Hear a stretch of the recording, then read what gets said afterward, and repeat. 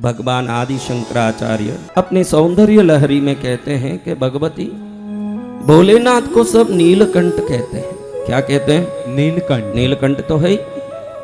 अच्छा भाई, उनके भी गले हैं, हमारी भी गला है, तो आपको थोड़ा जेर एक प्याले में दे दें, भगवान करे कोई नहीं दे, मैं तो ऐसे ही कह रहा हूँ, आपको नहीं, ऐसी बात कह रहा हूँ कि हमको जहर गले में डालने दे दें तो क्या गले में ही टिकेगा कि नीचे भी उतरेगा? नीचे उतरने के बाद क्या होगा? पहले जो नहीं हुआ वो होगा। पहले तो राम नाम असत्य था, कोई मरे तो ही राम नाम सत्य होता है। कब होता है राम नाम सत्य? कोई मरे तब। हाँ, मरने के बाद सद्बुद्धि आती है कि राम के शरण में जाऊं।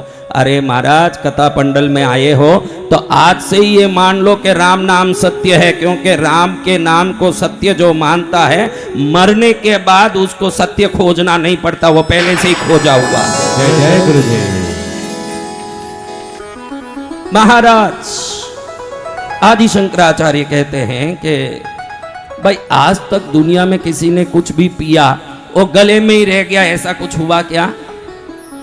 तो खीर पियो भाई, जूस पियो, नारियल पानी पियो, इतनी गर्मी के दिन है, सिकंजी पियो नींबू की, आप जो पियो भाई। अगर आपको दुकान वाला बोल दे के तो कुछ भी पी भाई, गले में ही रहेगा, नीचे नहीं उतरेगा, आप खरीदोगे वो सिकंजी? वो नारियल पानी खरीदोगे? नहीं भगवान। तो किस लिए खरीदा? पेट में जाएगा, ठंडा होगा, इसीलिए तो खरीदा। जी भगवान। तो ये जहर खाली कैसे गले में ही अटक गया? कभी सोचा कि जहर गले में कैसे अटक गया? कभी सोचा आपने कि जहर गले में कैसे अटक गया? आदि शंकराचार्य कहते हैं, भोलेनाथ, ये आपकी ताकत नहीं कि जहर को गले में अटका के बैठ जाओ, ये भगवती के मंगल सूत्र की पातिव्रत्यपणा की, उनकी सतीत्व की ताकत है कि भगवती के गले में आपका पहनाया हुआ मंगल सूत्र जब तक है, आपके प्राण को कभी हानि नहीं हो सकती, इसीलिए गले में जहर अटक गया। जय जय गुरुदेव। किस लिए गले में जहर अटक गया?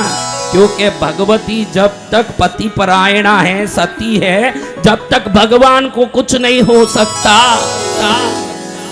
तो ये भगवती की लीला से हुआ है, भगवान की लीला नहीं। मैं नहीं कह रहा हूं, आदि शंकराचार्य भगवत पाद कह रहे हैं कि भगवती की लीला से भगवान के गले में जहर अटक गया। इसीलिए शिव की एक रात है ना, भगवती की 9 रात है। भगवती बड़ी है। जय जय माँ। भगवती कैसी है? बड़ी। हाँ, माँ बड़ी है। देखो मेरी बच्चियों, जब आपके बच्चों को कुछ भी चाहिए, आपके पास आके मांगते हैं क्या बाप के पास मांगते हैं? माँ के पास। बोलो। मांगने की आदत जाती नहीं मैया, तेरे आगे लाज मोहे आती नहीं ओ मैया, तेरे आगे लाज मोहे आती नहीं। कैसा चाहो माता मुझको समझना, बस इतना ही मैया तुमसे कहना। मांगने की आदत जाती नहीं, मांगने की आदत जाती नहीं मैया, तेरे आगे लाज मोहे आती नहीं। जो बच्चा बाप से डरे, जो बच्चा बोलने में डरे, वो भी माँ को बोलता, मम्मी मैं इवनिंग शो जाके आता हूँ, पापा को मत बताना, पापा को मत बताना, ये भी खुद ही बोल देता है। और जाना है ये भी खुद बोल देता है। और माँ भी बड़ी बोली होके बोलती है, जा बेटा मैं देख लूंगी तेरे पापा को, मैं देख लूंगी। जिंदगी भर देखने के लिए ही जो शादी करके घर आई, वो अपने बच्चों के लिए बहुत कुछ देखना चालू कर देती है अपने पति के साथ। क्यों? माँ का हृदय है। क्या हृदय है? माँ का हृदय। बोलो श्री पद्मावती मात की जय। देखो माँ, बोलो।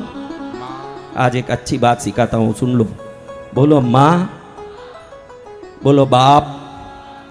बाप बोले ने मुंह बंद हो जाता। आज ये ध्यान रखो, जब बाप बोलोगे मुंह बंद हो जाता है, माँ बोलते ही मुंह खुल जाता है। ये माँ की महिमा है।